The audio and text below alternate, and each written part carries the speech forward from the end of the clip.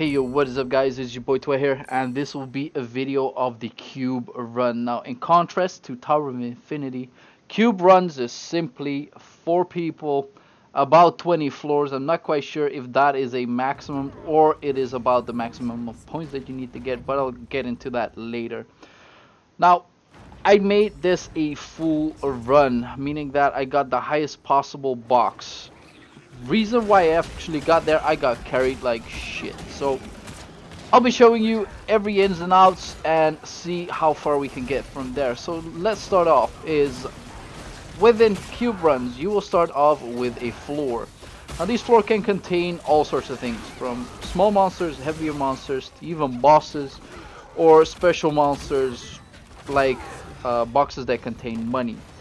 Now on every single floor you will be able to get a buff. So if we start off, you look at that, there's the dice rolling and you're either lucky, unlucky, super lucky. We've seen all sorts of things, and the buffs are ranging from, let's say, health regeneration to a barrier. I've seen movement speed buffs to actual armor downs and all sorts of ShamWow. So there are a lot of good and a lot of bad stuff. Now the buff that we got was a 0 cooldown on everything, which means I was able to spam my quantum tunnel like crazy. I lost my MP in the process, but it was still funny to do.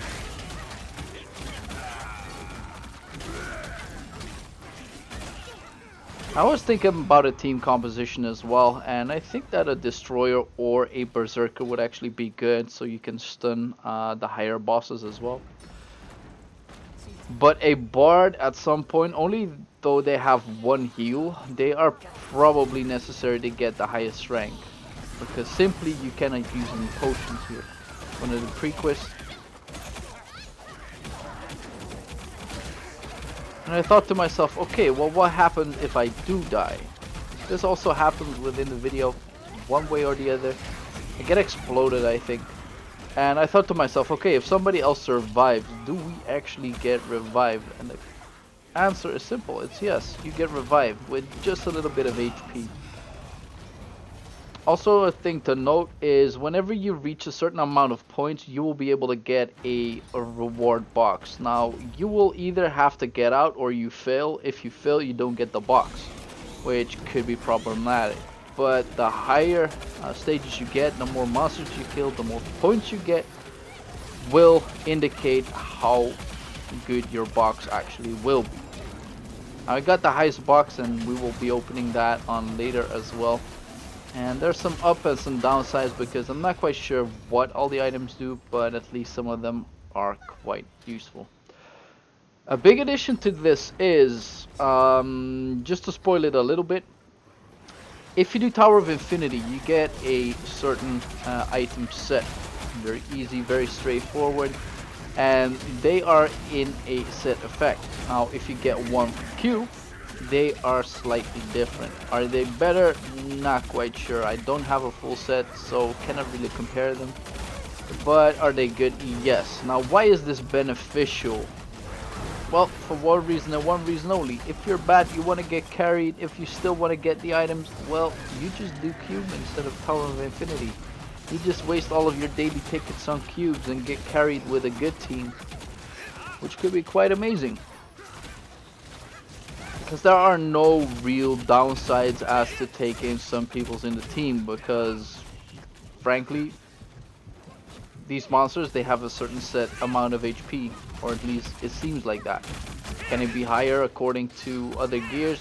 Not sure, not that far into the game to actually know that.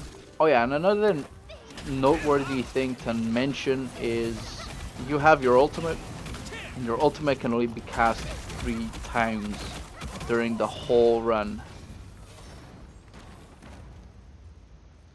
Aside from that, one side thing that I can note is there is a limit as to how much time you are able to kill certain things.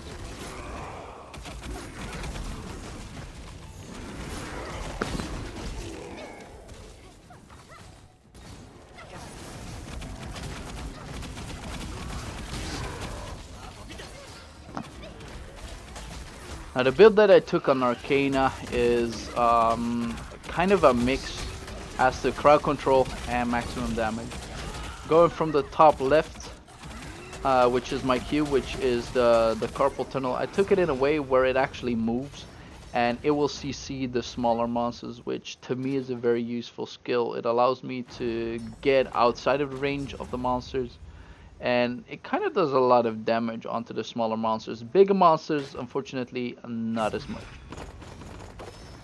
Ooh, nice box. I'm not even sure what I got. Oh yeah, those are ETCs that you can sell for money. Pretty decent. Now on to my W. My W is an indicate, like a dash up, which is good for getting out of hairy situations, but also to stack 2 cards very fast. See, once again, this is the use of the carpal tunnel. I would say it's still a very good skill. The E skill that I'm currently using is also for crowd control and smaller monsters. Easy for stacking and very good for interrupting smaller monsters. Think about it like this: if you have a very big enemy team of archers and you want to be supporting your team with them, like the enemy being interrupted, the only thing you have to do is press the E and most of the monsters will get interrupted because the AoE spreads out so long. It is really good like that. And with that, your whole team can actually just mesh the rest of this. Now this is probably one of the most annoying stages. I think this actually does kill me too, because I'm on higher ping, because otherwise this should actually be one of the easiest. But if you get bombed like this once, and there will be 3 or 4 more bombs, you're practically dead on high MS. See, there we go. Boop. At some point, you gotta think to yourself, I've gotta run. Once again, Quantum Tunnel actually proving its value as the smaller monsters. I really enjoy that skill. Onto that, see, and now we get the bigger question: what happens if you get carried and you die once? This is probably the luckiest thing ever. This guy could have still died to this. And he got it. Now, small HP restoration, but look at the HP of the Berserker. It is so low, so crazy. Now off to the 4th skill on the top bar, which is also stacking card skill. Let's see if I actually use it. You just throw a few cards frontal ways. Now I'm not quite sure if it's that useful during cube runs, because the high density of the monsters will not allow you to like line them up really fast. Still good for stacking. Damage is a little low, but I think it's debatable. I think you could save them up for other skills which are better. Let's say for instance, your demon summon would probably be a good thing to do. Normally I'm not a fan of it, but since everything is crowded, it's a very good skill, although you can get interrupted and you're very static at that point. If you don't like that skill, another skill that you could prefer is the, what I call the Gazer. Gazer is very easy to cast and it will hit a lot of monsters up on activation. Very good skill overall, and you don't need any activation of cards whatsoever. Now, just a note, Bard has only, oh my god, I hate these stages. Bard has only 1 heal, and 1 heal only from what I've heard. Whether this is true or not quite sure. But this heal also takes up a little wind-up time, which makes it a little hard. Now we see a proper usage of the W skill, meaning that I'm dashing out of certain situations, certain AoEs once again. In this case I'm using the spacebar, but if spacebar is on cooldown, W is definitely a second best skill because it is like almost instantly.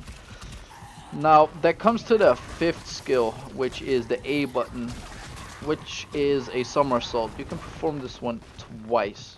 Now this is good to get into hairy situations, but also getting out of it. You can combine this skill by simply pressing it once, pop another skill, or run away, and then popping it twice after 2 seconds. If you exceed that time, you will not be able to perform it a second time. Whether it is 2 or 3 seconds, I'm not quite sure anymore, but I use this in PvE into my streams a lot. It's very useful. Now the S button, the 6th skill, is probably one of the strongest upcoming skills when you play Arcana.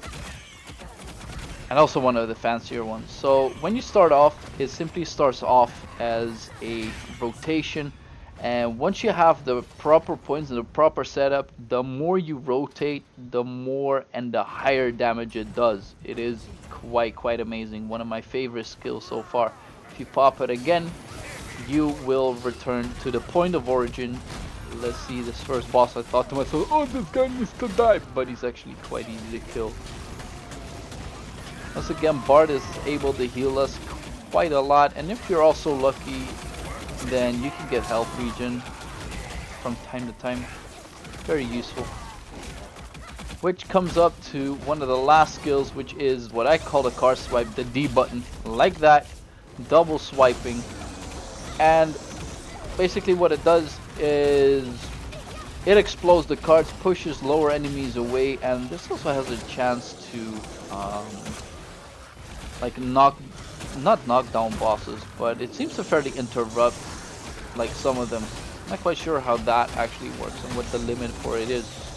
But upon explosion, it's actually really good. Now I found out that there is actually a way to get the skill stacking up for extra skills on a 44% chance. So basically, if you pop the skill once, there's a 44% chance for you to cast it again and again and again and again. Now there's also a part of the buff where if you perform the skill for over 3 times, you will get a buff afterward, and that will give you an insane damage increase, which is amazing.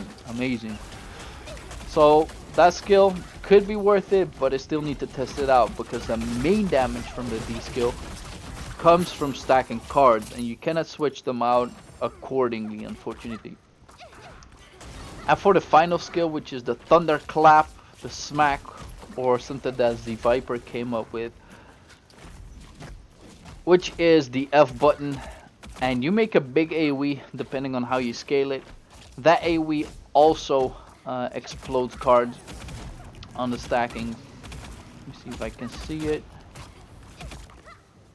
I don't actually use it here, but the skill is very fast in terms of execution, very fast in terms of recovery frames, meaning that you will be able to move after very fast. Now the use for this is simply if you are up against bosses who attack either very fast or you don't have time to be standing around very statically, that is one of the biggest uses of the skill. You can be as mobile as you want, and to me this is probably one of the most fun skills, because you can lower the cooldown from 8 to 4, which is highly, and I mean highly, spammable. See if I use it again. There we go, got it. So that is basically the skill and all of the skills that I use on Arcana. Now I've talked too much. We've still got a lot of video to cover, but I'm kind of out. I hope you guys enjoy. I'll sit out the rest of this video.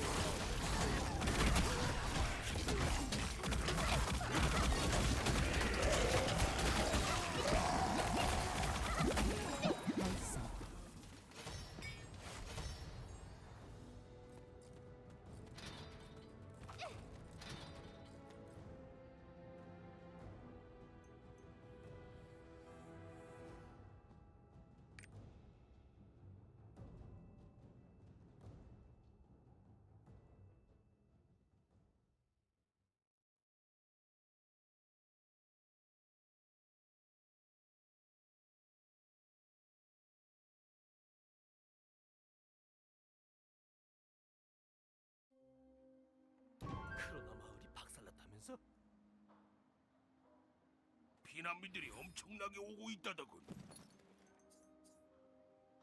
베르는 안전하다더니.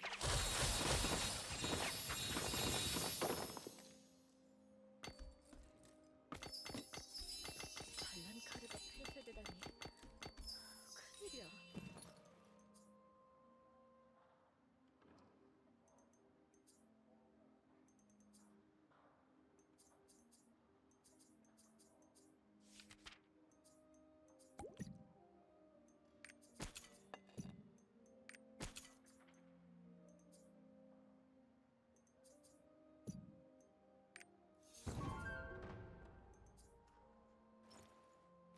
크로나 마을이 박살났다면서?